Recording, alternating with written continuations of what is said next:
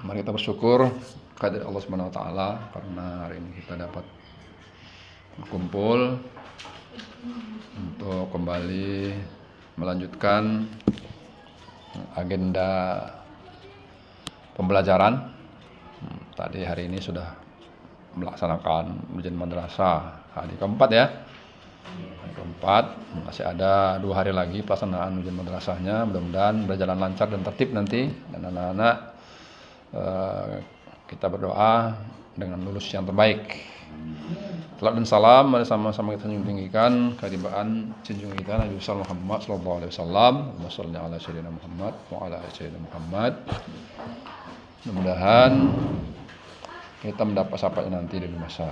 Amin amin ya rabbal alamin. Jadi Bapak Ibu, yang saya ingin sampaikan kepada kita semua adalah tentang hasil belajar lah ya. Terutama tentang hasil belajar. Kita tentu berharap anak-anak ini lulus dengan hasil terbaik gitu ya. Jadi kompetensinya betul-betul memang bisa kita andalkan, baik dari kompetensi yang paling rendah, itu namanya kompetensi dasar esensial namanya. Itulah dulu yang paling penting kan. Makanya 2 kali pertemuan ini kan saya ikut menguji anak-anak itu bagaimana hasil belajar di bidang kompetensi dasar esensial ini.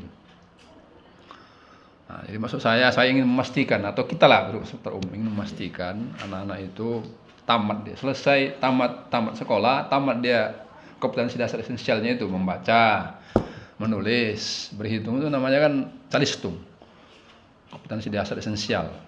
Tambah lagi membaca Al-Quran. Makanya tadi kan saya tes dulu tuh membaca sebentar yang kelas sana. Karena belum ujian. Kalau sini tadi karena udah ujian nggak bisa saya buat kayak gitu lagi kan. Ngaji, alhamdulillah ngajinya bagus.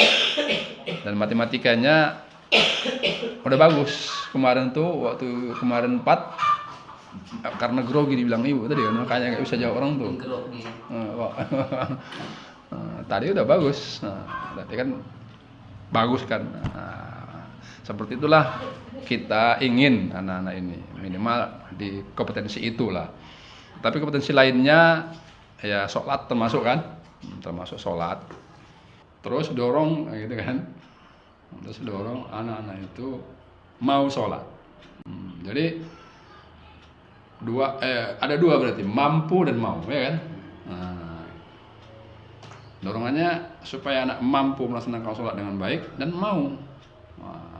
Itu harus seimbang. Mampu dia kadang-kadang tapi nggak mau kan. Yang banyak itu kan, mampu dia sholat tapi banyak nggak mau, daripada mau tapi nggak mampu.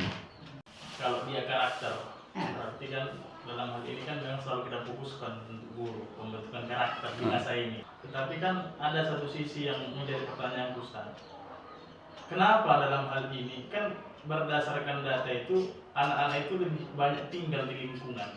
Apakah memang pembentukan karakter seutuhnya itu memang di sekolah dengan opsi waktu yang singkat dengan banyak anak yang harus kita berikan pembelajaran dengan karakter yang berbeda, atau memang sebenarnya berdasarkan persentase Ustaz, pembentukan karakter itu sebenarnya di mana? Di lingkungan kah atau memang bentuknya di sekolah? Ya, jadi orang tua itu kan nggak tahu dia karakter, mana tahu dia itu. Yang tahu kita. Pokoknya dia kasih makan, sekolahkan, ya kan? Nggak tahu itu. Kasih duit, kasih uang jajan, dan dia nggak sekolah, dan dia nggak berharap dibalas budinya. Dia pun nggak tahu dia harus ngasih contoh, nggak tahu bahwa dia harus ngasih contoh. Kalau anaknya mau sholat, dia harus sholat dulu, nggak tahu dia. Maka di sekolah kita sebagai orang yang terdidik yang tahu, maka kita yang tahu. Nah, di sekolah ini ya sebatas kita lakukan di sekolah ini, makanya kita usahakan semaksimal mungkin. Ya kan? Semaksimal mungkin kita layani mereka dalam bentuk akhlak, spiritual, ya kan? Nah, kalau sudah maksimal kita lakukan, barulah kita tawakal itu.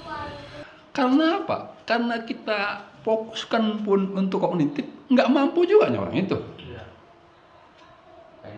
Jadi untuk apa kognitif itu? Untuk apa? Inilah ujian ini. Dua nilainya ini. Kita angkatnya jadi angka 8, ini nilai 8. Jadi untuk apa?